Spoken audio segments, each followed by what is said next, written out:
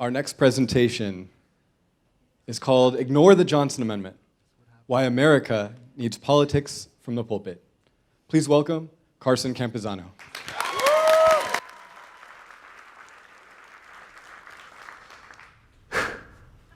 Parents, go back to early November 2016. Do you remember waiting anxiously to see who would be our next president and worrying for the future of your country and children, regardless of whom was elected? Maybe you thought to yourself, what has our nation become? Having been founded on such seemingly strong values, the American government as of late has sorely disappointed. During the last election, many Christians had to face a harsh truth and vote for either Donald Trump or Hillary Clinton, both lacking the humility, honesty, and values desired in a leader. Neither had ever exemplified the attributes proven to be true of a good leader, and sadly, this holds true with many current politicians. In dismay, many Christians, conflicted by the decision for whom to vote, decided to vote for the lesser of the two evils. Our nation's moral compass continues to go amiss, with the culture accepting and encouraging abortion, homosexual marriage, casual sex, and the acceptance of an endless spectrum of genders. The American culture has altered from a moral and patriotic stronghold to a nursery full of overly sensitive and entitled people who fear hurting someone's feelings. In this day and age, how can Christians better equip themselves in choosing between candidates in an America with collapsing morality? Typically, Americans believe that the church and state should be kept separate. This belief means that preachers should neither endorse political candidates nor legislation. The Johnson Amendment prohibits nonprofit organizations, such as churches, from endorsing political candidates. However, in view of this country's deteriorating morality, the church should ignore the Johnson Amendment. With the American people's lack of understanding and confusion as to the law and its application, Christians need a trustworthy pastor with a thorough understanding of the Bible to give guidance regarding tough political decisions. Truthfully, pastors are human. There is no reason to believe that they can overcome their innate biases and prejudice. However, we must reconcile ourselves to heeding their words. They were put in a position of power by the church to lead Christians in everything, and that everything includes politics. Truly, no one wants to be told how to vote. We Americans are rugged individualists, right? Nevertheless, as Christians, we must humble ourselves and accept this direction.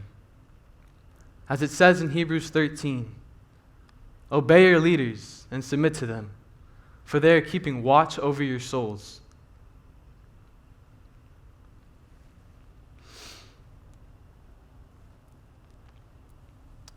Christians strive to be obedient to God's word. Why not to the leaders of his church? Even if people find it offensive, it is necessary. Preachers will be able to explain both the issues and the desired outcomes, and the return to a moral society will make it worthwhile. The American people need education and leadership from our church officials, and the time has come for them to provide it boldly. Many Christians believe that they will ruin their witness if they become too enmeshed in politics.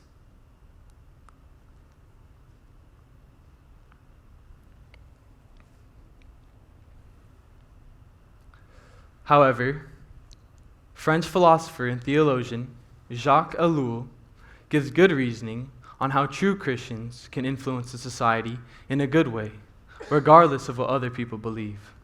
He states, if Christians are to be in political life to bear witness, if this in truth is their only motive, then Christians are needed in all parties and movements. Others will then look with astonishment at these odd people who, instead of hating one another for political reasons, are full of love for one another beyond these secondary barriers. Christians need to start engaging more in political issues so that we may set an example and be the light our country needs. Divorce, abortion, and homosexual marriage have become common and accepted as normal. Following the direction of even a flawed preacher is better than imitating the world, which has lost its moral bearings. Change in our country is critical. It is good for every American that the church and state are not one body. Our founding fathers thoughtfully planned for each individual the choice to make their own decisions regarding politics, religion, and the life they want to pursue. That being said, in a Christian nation that espouses the freedom of speech, there is no acceptable explanation as to why our churches cannot have their own freedom of speech regarding politics. The Bible states that Jesus is Lord over everything. Again, that everything includes politics. Understanding that we should do all things for Christ inherently means that we should apply biblical thinking to politics. Preachers are in the business of explaining how the Bible should guide our lives, and following this logic, they should be able to lay out both the issues and the platforms of the political candidates. In a democracy, this means instructing us on how to vote and on whom we should vote for, especially in the state America is in right now. It is an understandably dangerous game. If preachers are too bold in telling congregants exactly who to vote for and why, it could draw people away from the church. But it is necessary to have a preacher humbly explain how to vote in a way that pleases God.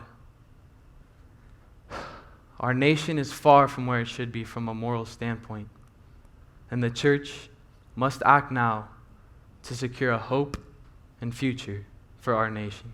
Thank you.